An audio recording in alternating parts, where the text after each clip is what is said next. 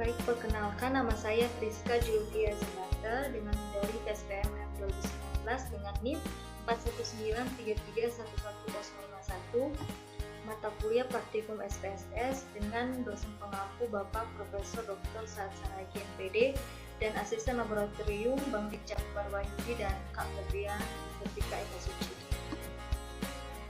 Di sini saya akan membacakan output tentang materi uji reliabilitas item. Sebelumnya perlu kita ketahui bahwa reliabilitas atau keandalan adalah konsistensi dari serangkaian pengukuran atau serangkaian alat ukur. Hal tersebut bisa berupa pengukuran dari alat ukur yang sama atau tes ulang yang akan memberikan hasil yang sama, atau untuk pengukuran yang lebih subjektif, apakah dua orang penilai memberikan skor yang mirip atau reliabilitas antar penilai. Nah, setelah kita melakukan prosedur pengerjaan pada aplikasi SPSS, maka kita akan mendapatkan output sebagai berikut. Dapat kita lihat pada tabel yang pertama adalah Case Processing Summary. Di sini dapat kita lihat ada valid dengan nilai N adalah 10. Nilai N ini merupakan responden atau sampel yang akan kita analisis pada program SPSS dan soal yang akan diuji. Nah, di sini sampel yang kita gunakan adalah 10 dengan validnya 100%, yang artinya semua item dapat diselesaikan atau dapat terjawab sehingga validitasnya 100% dan tidak ada yang masuk pada excluded. Nah, selanjutnya pada tabel yang kedua ada reliability statistik. Nah, dapat kita lihat di sini ada end of items adalah 10. Nah, end of items ini merupakan butir-butir pertanyaan atau soal atau item yang akan kita uji. Di sini butir soalnya adalah 10. Dapat kita lihat ada 10. Lalu di sebelahnya adalah nilai Cronbach alpha-nya yaitu 0,813.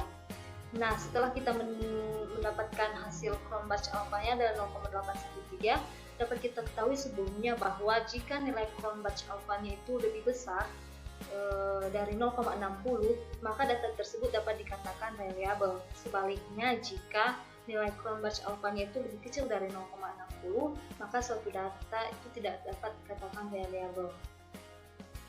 Selanjutnya dapat kita lihat juga pada output item total statistik. Nah, dasar pengambilan keputusan uji reliabilitas sendiri adalah dapat kita lihat pada jika nilai Cronbach alpha-nya itu lebih besar dari F-table, maka kuesioner itu dapat menyatakan reliable. Sebaliknya, jika nilai Cronbach alpha-nya itu lebih kecil dari F-table, maka kuesioner dinyatakan tidak reliable. Nah, pada data di samping dapat kita lihat jumlah dari N atau sampel data adalah 10. Dan F-table yang didapat adalah 0,632. Tentunya dari nilai F-table ini juga dapat kita lihat pada F-table yang sudah banyak tersedia. Kita akan menggunakan F10 dengan signifikansi 5%, sehingga kita akan mendapatkan F-table adalah 0,32.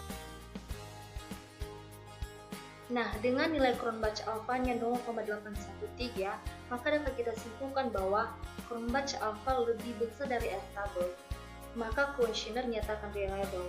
Dapat kita lihat 0,813 lebih besar dari 0,632, maka data tersebut dapat dinyatakan reliable atau dapat dipercaya. Begitu juga dengan ke-10 item di samping, dapat kita lihat bahwa ke-10 ini merupakan nilai Cronbach alpha-nya lebih besar dari F-table. Dapat kita lihat 0,783 lebih besar dari 0,632, 0,756 lebih besar dari 0,632, sampai 0,773 lebih besar dari 0,632.